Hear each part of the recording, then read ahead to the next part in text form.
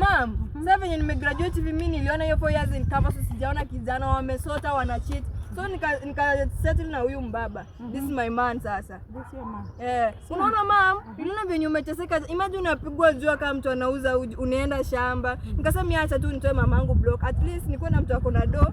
At least pia utest maisha yenye watu wanaishi kwa. Kama ni bwana mtu usikana.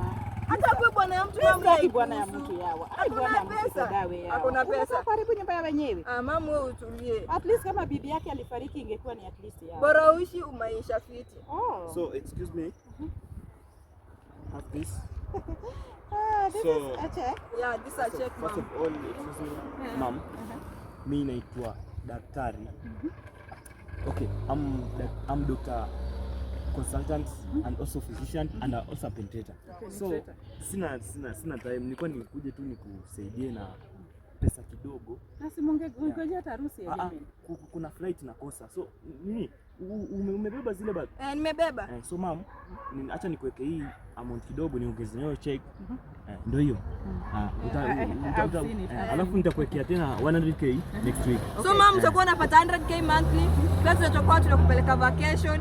Pia wale watoto wetu wataishi maisha fiti. Nimewabariki sana. Niishi kwa amani kijana wangu. Okay. Just be happy my son.